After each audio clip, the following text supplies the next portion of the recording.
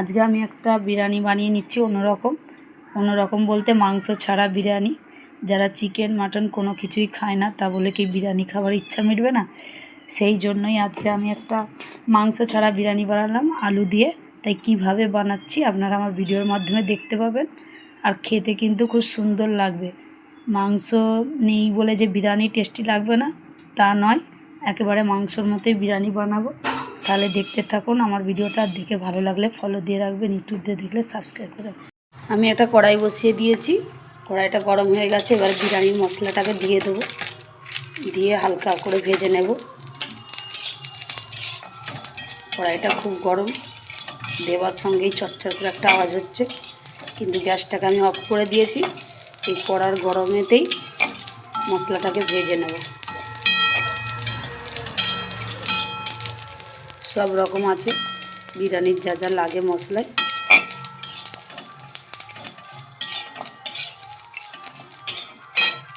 আমি কড়াই এবারে একটু সাদা তেল দিয়ে দিলাম, তেলটা গরম হয়ে গেছে। পেঁয়াজগুলোকে ভেজে নেব, বেরেস্তার পেঁয়াজগুলোকে আমি দিয়ে দিচ্ছি।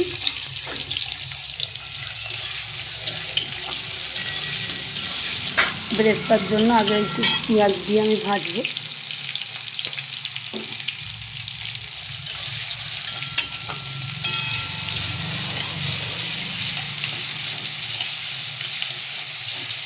ভালো করে নেড়ে নেড়ে যাতে না লেগে যায়, হালকা কম দিয়ে গ্যাসটাকে পেঁয়াজটাকে বেরেস্তা করে নেব। বেরেস্তাটা ভালো করে ভাজা হয়ে গেছে, এবার আমি তুলে নেব।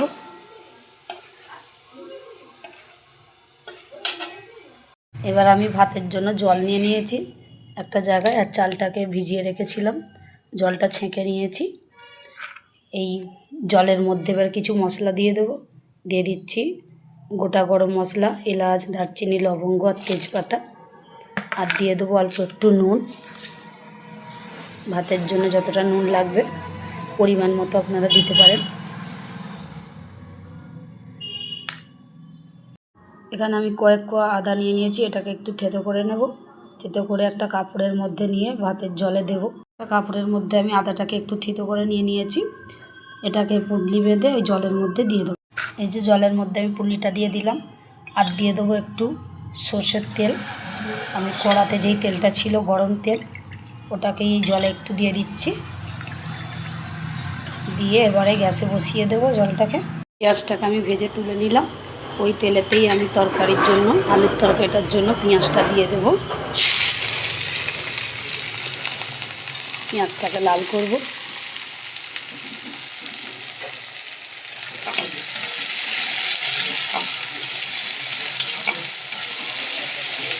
পেঁয়াজটাকে লাল করে নেব। পেঁয়াজটা ভালো করে লাল হয়ে গেছে, এবার আমি একটু জল দিয়ে দেব পেঁয়াজের উপরে।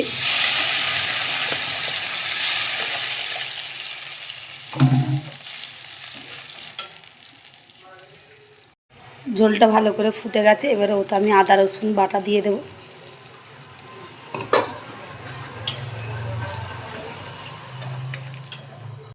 এবারে ওতে দিয়ে দেবো একটু লঙ্কার গুঁড়ো।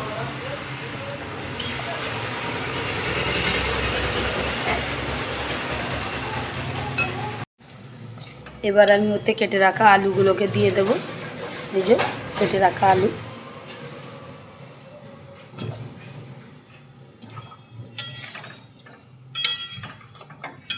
দিয়ে ঢাকা দিয়ে দেব। এবার একটু নুন দিয়ে দেব। আমি ঢাকাটা খুলে দেখব।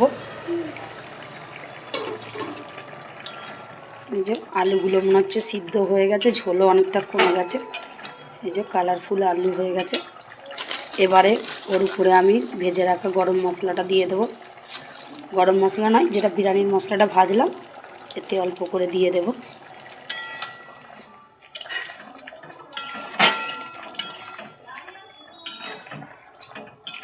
দিয়ে গ্যাসটাকে অফ করে দেব। এদিকে আমি ভাতটাকে জল ঝরিয়ে নিয়েছি। এই যে আদা বেঁধে যেই পুঁটলিটা আমি দিয়েছিলাম, এটাকে এবার সাইড করে নেব।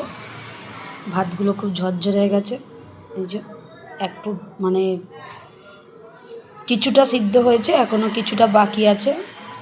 সেরকম অনুযায়ী আমি ভাতটাকে ঢেলে নিয়েছি, জল ঝরাতে দিয়েছি। এবারে আমি একটা জায়গায় দুধটাকে ফুটিয়ে নিয়েছি। এই দুধটাকে আমি অল্প একটা বাটিতে ঢালবো। এই বাটিতে দিয়ে দেবো একটু গোলাপ জল, এটা হচ্ছে কেওড়া জল, আর দিয়ে দেবো একটু গোলাপ জল, আর দিয়ে দেবো একটু মিঠে আতর,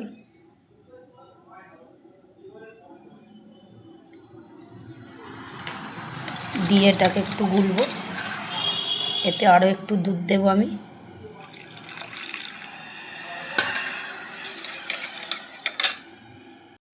এবারে এই গোলাটাকে আমি এটা যে গুলে নিলাম, এই গোলাটা অল্প একটু আমি এই আলুর তরকারির উপরে দিয়ে দেব। অর্ধেকটা আলুতে যাবে, অর্ধেকটা বিরিয়ানিতে যাবে ভাতের সঙ্গে। দিয়ে আমি আর একবার ফুটিয়ে নেব, কেন বিরিয়ানির মশলাটা দেওয়া ছিল, ফোটানো হয়নি, তাই আর একবার গ্যাসটা জ্বালিয়ে এটাকে আমি একটু ফুটিয়ে নেব। এবার আমি একটা হাঁড়ি নিয়ে নিয়েছি বিরিয়ানিটা করার জন্য। এতে ঘি দিয়ে দিয়েছি, গরম করে ঘি দিয়ে হাঁড়ির চারিদিকে ছড়িয়ে নিয়েছি। এবার আমি ভাতগুলো এতে দিয়ে দেবো ছড়িয়ে ছড়িয়ে। ঘিটাকে দিয়েছি যাতে না ভাতটা লেগে যায়, ওই জন্য আমি ঘিটাকে দিয়ে গরম করে নিয়ে ভাতগুলো একে একে দিয়ে দিচ্ছি।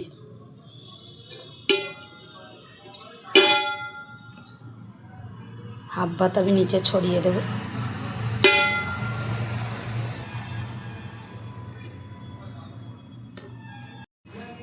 এবারে এর উপরে আলুগুলোকে আমি একটা করে দিয়ে দেবো। আগে আলুগুলোকে সাজিয়ে দেবো এক এক করে। এটা মাংসর বিরিয়ানি নয়, এটা কিন্তু আলুর বিরিয়ানি। যারা মাংস খায় না, মাংস কিংবা মুরগি, তাদের জন্য এই বিরিয়ানিটা।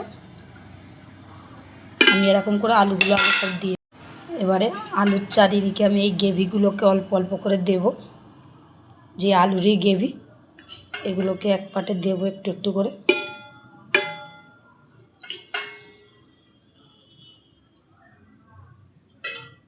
এবারে দিয়ে দেবো গুলে রাখা কেওড়া গোলাপ জল, একটু একটু করে দিয়ে দেবো চামচে করে চারিদিকে ছড়িয়ে।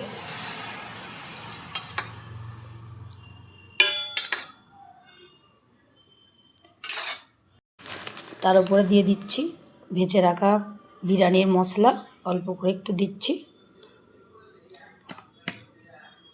আর দিয়ে দেবো বেরেস্তা, বেরেস্তাটাকেও আমি চারিদিকে ভালো করে ছড়িয়ে দেব। এবারে উপর দিয়ে যেই ভাতটা আছে, আমি উপরের পাটে ভাতগুলোকে সব আস্তে আস্তে দিয়ে দেব।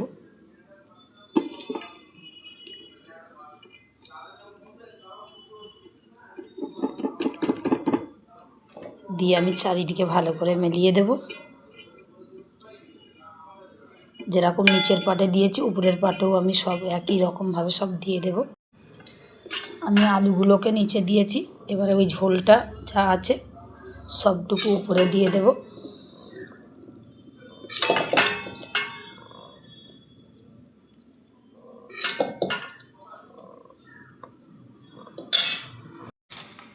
এর উপরেও আমি একটু জাফরং আর দুধটা যেটা গুলে রেখেছি, কেওড়া জল, গোলাপ জল, দুধ, উপরে দিয়েও একটু একটু দিয়ে দিলাম।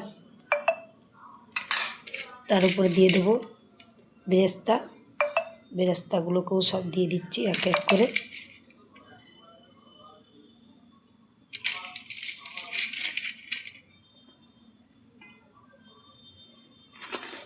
এবার আর একটু গরম মশলা দিয়ে দেবো, গরম মশলা মানে বিরিয়ানির মশলাটা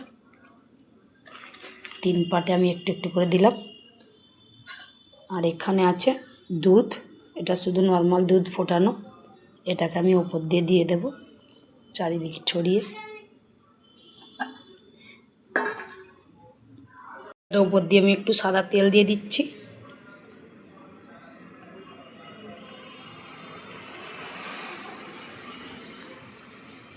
আর দিয়ে দেবো ঘি।